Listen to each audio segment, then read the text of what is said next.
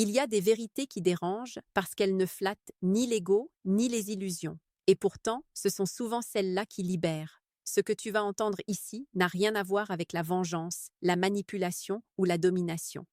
Il s'agit d'une réalité psychologique profonde, presque contre-intuitive, que les stoïciens avaient déjà comprise il y a plus de 2000 ans. La punition la plus douloureuse pour une femme n'est pas le rejet brutal, ni le silence méprisant, ni l'indifférence jouée. C'est quelque chose de beaucoup plus subtil, de beaucoup plus calme, et surtout, de beaucoup plus rare. Une posture intérieure que la majorité des hommes n'atteignent jamais, parce qu'elle exige une maîtrise de soi que peu sont prêts à développer. Dans un monde où tout le monde réagit, se justifie, se vexe, s'accroche ou supplie, l'homme qui ne le fait pas devient une anomalie.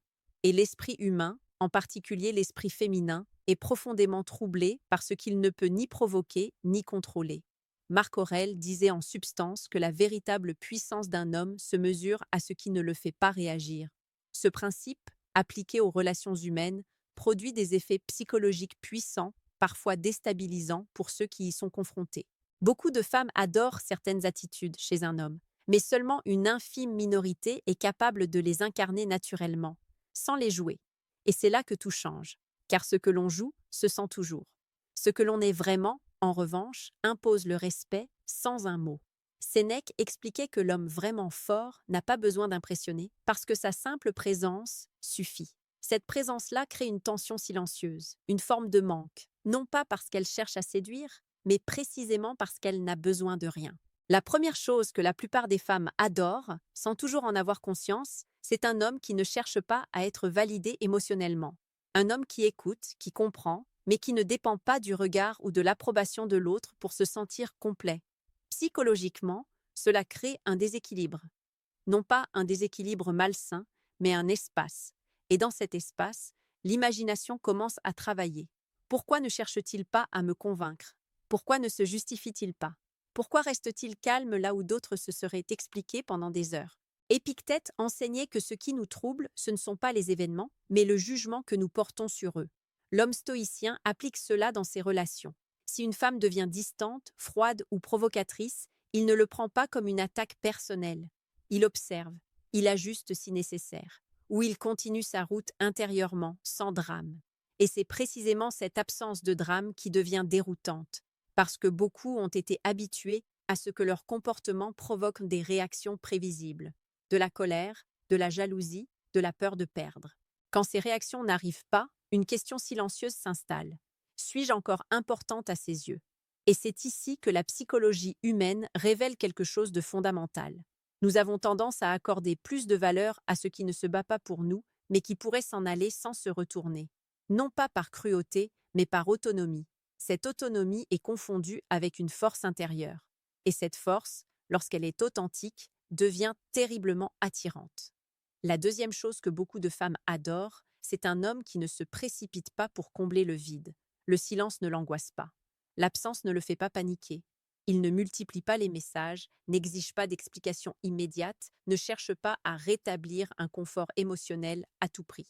Marc Aurèle écrivait que celui qui sait attendre sans se troubler possède déjà une forme de liberté que les autres n'auront jamais. Dans une relation, cette liberté se ressent immédiatement. Ce comportement agit comme un miroir. Il renvoie à l'autre sa propre agitation, ses propres doutes, sans jamais les nommer. Et c'est souvent là que naît l'inconfort. Non pas parce que l'homme est froid, mais parce qu'il est stable. Il ne fuit pas, il ne poursuit pas. Il est là, mais il n'est pas accroché. Et pour quelqu'un qui a été habitué à être le centre émotionnel de la relation, cette posture est profondément déstabilisante. Il est important de comprendre que ce dont nous parlons ici n'est pas une stratégie consciente pour faire souffrir. La souffrance éventuelle n'est qu'un effet secondaire psychologique, jamais l'objectif. Le stoïcien n'agit pas contre l'autre, il agit pour rester aligné avec lui-même. Sénèque rappelait que vivre selon la vertu, c'est refuser d'être esclave de ses impulsions. Dans le contexte relationnel, cela signifie ne pas laisser ses peurs dicter ses comportements. À ce stade, beaucoup d'hommes se demandent pourquoi cette attitude est si rare. La réponse est simple et inconfortable. Parce qu'elle demande un travail intérieur profond. Elle exige de renoncer à l'idée que l'amour ou l'attention de l'autre est une source de valeur personnelle. Elle oblige à construire une identité solide, indépendante, enracinée dans ses principes. Et cela, peu d'hommes prennent réellement le temps de le faire. La troisième chose que la majorité des femmes adorent, c'est un homme qui respecte ses propres limites sans les expliquer longuement. Il dit non quand quelque chose ne lui convient pas. Pas avec agressivité, pas avec justification excessive, mais avec calme. Ce type de non est extrêmement puissant psychologiquement, parce qu'il ne cherche pas à convaincre. Il pose une frontière, simplement. Épictète disait que la liberté commence là où s'arrête le besoin de plaire. Cette phrase, appliquée concrètement, transforme radicalement la dynamique entre deux personnes. Lorsqu'un homme est capable de se retirer émotionnellement d'une situation qui ne lui correspond pas, sans menacer, sans supplier, sans accuser, il envoie un message silencieux mais très clair. Je me respecte. Et ce respect, paradoxalement, réveille souvent un respect équivalent en face, ou, à défaut, une prise de conscience douloureuse. Et c'est là que beaucoup parlent de punition, alors qu'il ne s'agit que de conséquences naturelles. Ce qui rend cette posture si dérangeante, c'est qu'elle enlève à l'autre le pouvoir de contrôler la relation par les émotions. Plus de leviers affectifs, plus de jeux de chaud et froid, plus de drame pour tester l'attachement. Tout cela tombe à plat face à quelqu'un qui reste constant, digne, centré. Marc Aurèle rappelait que l'homme sage est comme un rocher contre lequel les vagues viennent se briser sans jamais le déplacer. À ce moment du récit, il est essentiel de comprendre que cette stabilité ne rend pas l'homme ennuyeux. Au contraire, elle crée une profondeur, une gravité, une sensation de sécurité mêlée d'incertitude. Sécurité parce qu'il ne ment pas, ne manipule pas, ne surjoue pas. Incertitude parce qu'il n'est pas prévisible émotionnellement, non pas dans ses valeurs, mais dans ses réactions. Il n'est pas programmable. C'est souvent ici que naît une forme de fascination silencieuse. Pourquoi ne réagit-il pas comme les autres? Pourquoi ne cherche-t-il pas à me retenir? Pourquoi semble-t-il capable de continuer sa vie avec ou sans moi? Ces questions, lorsqu'elles s'installent, travaillent l'esprit bien plus efficacement que n'importe quelle tentative de séduction directe. Et c'est précisément là que se situe la frontière entre l'homme ordinaire et celui qui fait partie de ce fameux 1%. Non pas parce qu'il a appris des techniques, mais parce qu'il a intégré une philosophie de vie, une vision du monde où la paix intérieure prime sur le besoin de plaire, où la dignité passe avant l'attachement anxieux, où l'amour, s'il existe, est un choix libre, jamais une dépendance. À ce stade, un rappel important s'impose. Si ce contenu te parle, si tu sens que ces idées résonnent avec quelque chose de plus profond en toi, pense à t'abonner, pas par obligation, mais pour continuer ce cheminement intérieur ensemble. On continue. Ce qui est troublant, c'est que plus un homme devient stable intérieurement, moins il cherche à provoquer quoi que ce soit à l'extérieur, et plus son impact psychologique augmente. C'est l'un des grands paradoxes humains. La quatrième chose que beaucoup de femmes adorent, souvent sans pouvoir l'expliquer clairement, c'est un homme qui ne cherche pas à être compris à tout prix. Il s'exprime quand c'est juste, il se tait quand c'est inutile. Il n'entre pas dans des débats émotionnels sans fin pour prouver qu'il a raison ou qu'il est quelqu'un de bien. Dans la psychologie humaine, le besoin d'être compris est profondément lié à la peur d'être rejeté. Celui qui n'a plus cette peur n'a plus besoin de se justifier.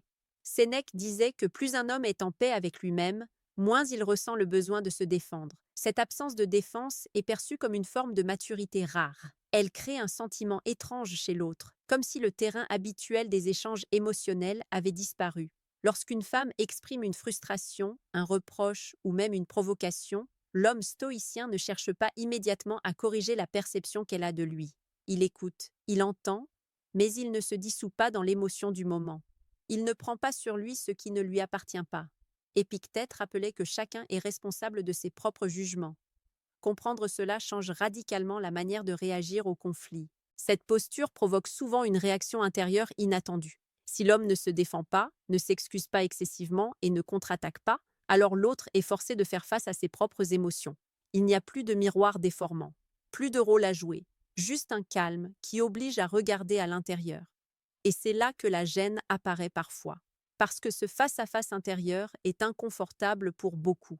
La cinquième chose que la plupart des femmes adorent, c'est un homme qui ne se définit pas uniquement par la relation. Il a une vie, des objectifs, une direction, pas comme une fuite, mais comme une continuité naturelle. Il ne disparaît pas pour créer un manque artificiel. Il est simplement occupé à construire quelque chose qui a du sens pour lui.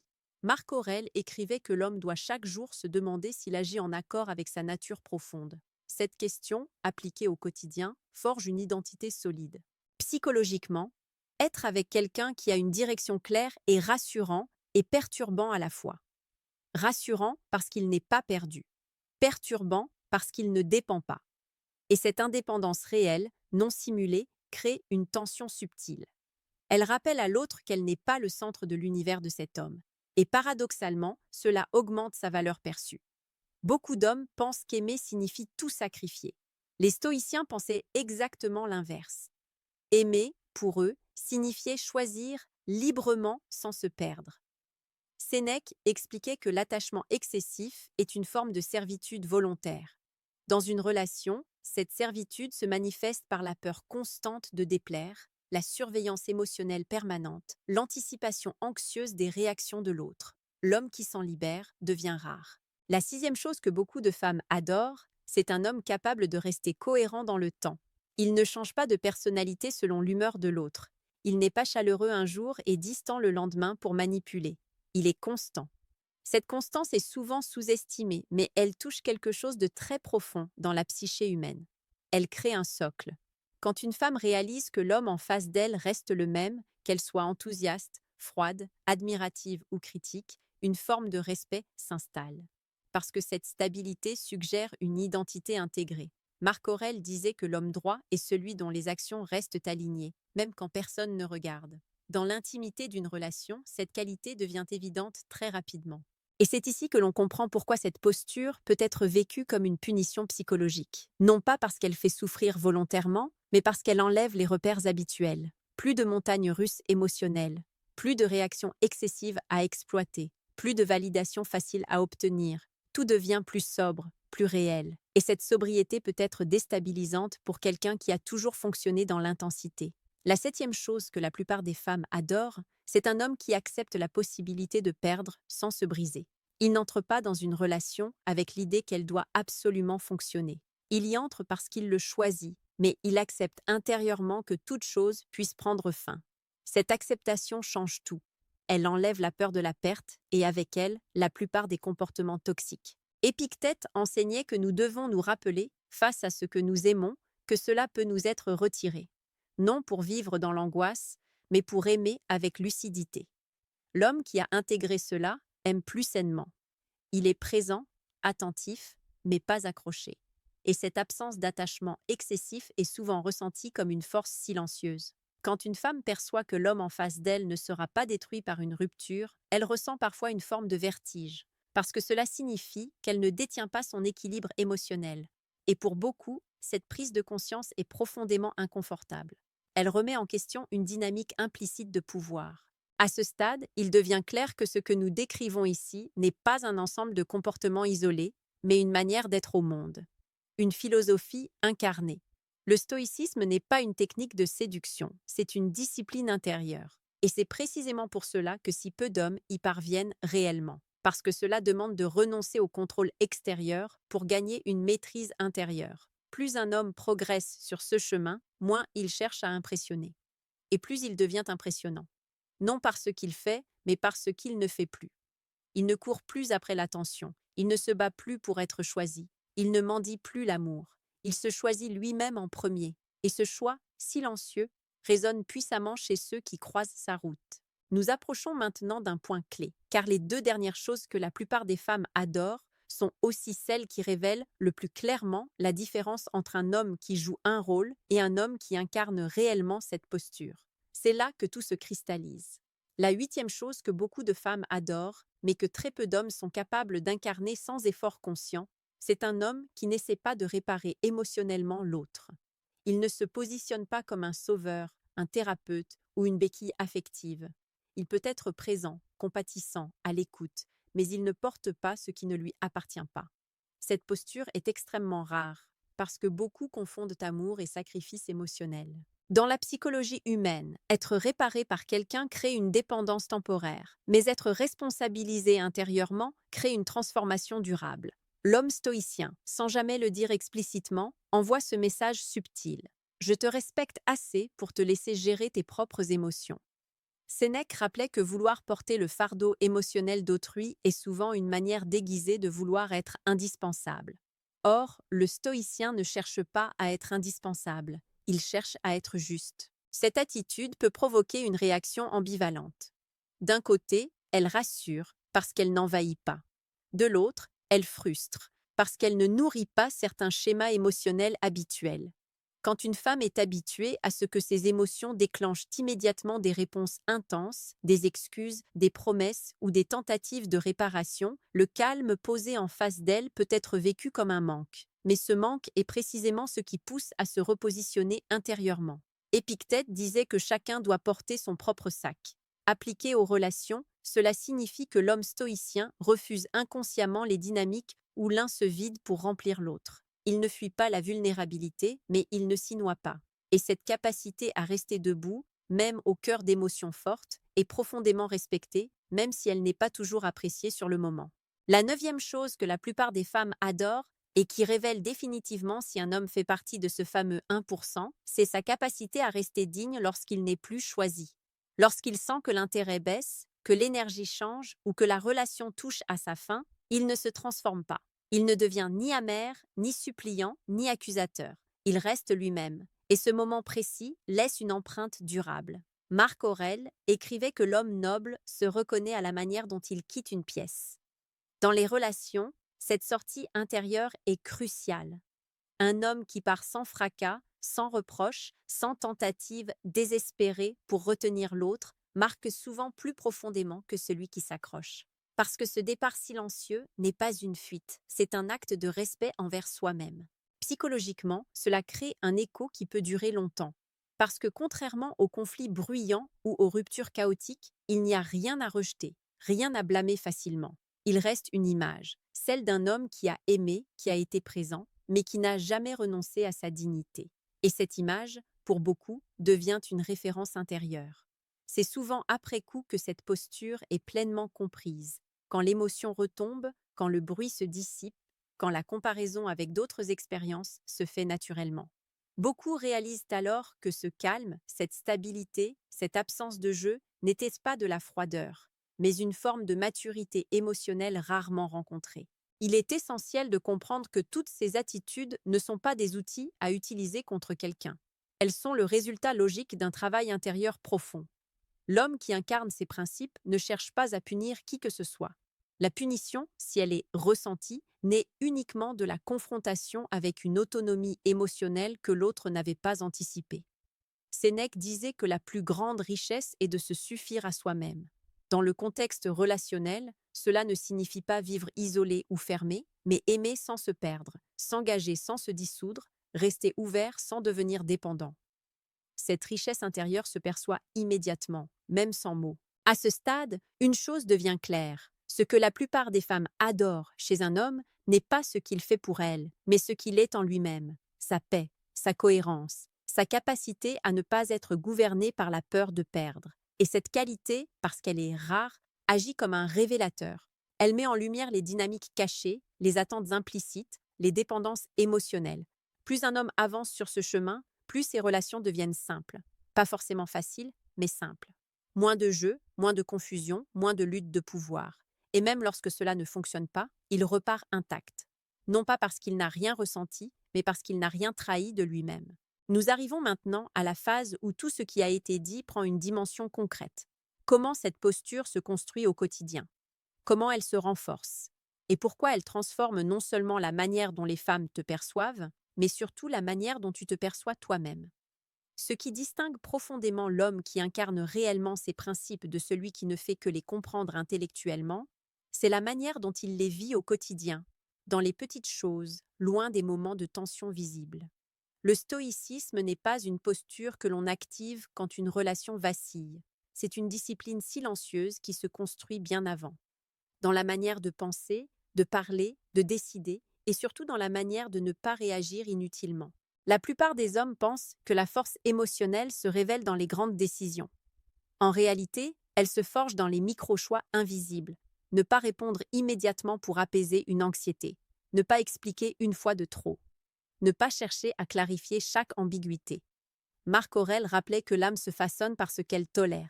Chaque fois que tu tolères l'agitation intérieure, tu l'encourages. Chaque fois que tu choisis le calme, tu le renforces. Un homme qui avance sur ce chemin apprend à observer ses propres impulsions comme un spectateur lucide. Il sent l'envie de prouver, de convaincre, de retenir. Mais il ne s'y identifie pas. Il laisse passer. Épictète enseignait que nous ne sommes pas nos pensées, mais la manière dont nous y répondons. Cette distance intérieure change tout. Elle transforme l'émotion brute en information et non en commande. Dans les relations, cela se manifeste par une présence détendue. L'homme est là, pleinement, sans tension cachée. Il ne cherche pas à impressionner ni à sécuriser l'autre en permanence. Il ne vit pas dans l'anticipation de ce qui pourrait mal tourner. Il vit dans ce qui est. Cette qualité de présence est immédiatement perceptible. Elle crée un climat émotionnel différent, plus lent, plus ancré, plus vrai. Psychologiquement, beaucoup de femmes ressentent cela comme une forme de refuge inhabituel. Non pas un refuge où l'on se cache, mais un espace où il n'y a rien à jouer, rien à prouver, rien à manipuler. Et pour certaines, cet espace est apaisant. Pour d'autres, il est déstabilisant, parce qu'il enlève les mécanismes habituels de contrôle émotionnel. L'homme stoïcien ne cherche pas à être mystérieux. Le mystère n'est qu'un effet secondaire de sa cohérence. Il dit ce qu'il pense quand cela a du sens. Il se tait quand parler n'apporterait rien. Sénèque écrivait que le sage parle peu, non par calcul, mais parce qu'il n'a rien à défendre. Dans une relation, cette sobriété verbale donne du poids à chaque mot. Quand il parle, on écoute, parce qu'on sent que ses paroles ne sont pas dictées par le besoin. Cette manière d'être change aussi la perception du conflit. Là où beaucoup voient une menace, l'homme centré y voit une information. Il n'escalade pas, il ne dramatise pas.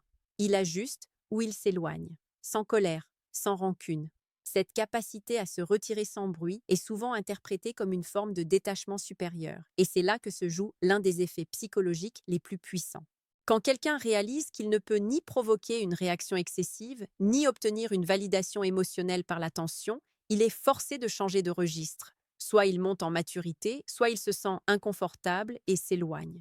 Dans les deux cas, l'homme stoïcien gagne. Non pas parce qu'il domine, mais parce qu'il reste aligné. Il est important de souligner une chose essentielle. Cette posture n'est pas réservée aux relations amoureuses. Elle transforme toutes les interactions humaines, amicales, professionnelles, familiales, parce qu'elle repose sur un principe universel, la maîtrise de ce qui dépend de toi et le lâcher-prise sur le reste. Marc Aurèle revenait sans cesse sur cette idée. Ta paix intérieure ne doit jamais être mise en gage contre le comportement d'autrui. Dans la relation avec une femme, cela signifie que ton humeur ne dépend pas de ses messages, de ses silences, de ses changements d'énergie. Tu observes, tu ressens, mais tu ne te déséquilibres pas. Et ce point précis est fondamental, parce que plus un homme est difficile à déséquilibrer, plus il est perçu comme solide. Et la solidité, dans l'inconscient collectif, est associée à la sécurité et à la valeur. Beaucoup d'hommes confondent encore intensité et profondeur. Ils croient que des émotions fortes sont le signe d'une connexion forte. Les stoïciens savaient que la profondeur se reconnaît à la stabilité, pas à l'agitation. Une eau calme est souvent plus profonde qu'une eau troublée. Cette métaphore, appliquée aux relations, explique pourquoi tant de dynamiques bruyantes s'épuisent, tandis que les liens sobres durent ou laissent une trace durable. À ce stade, une transformation subtile s'opère chez l'homme qui intègre réellement ses principes. Il ne se demande plus comment plaire, il se demande comment rester juste. Il ne cherche plus à être choisi à tout prix, il choisit. Et ce renversement intérieur change radicalement la dynamique, parce que celui qui choisit sans dépendre devient naturellement désirable, même sans le vouloir.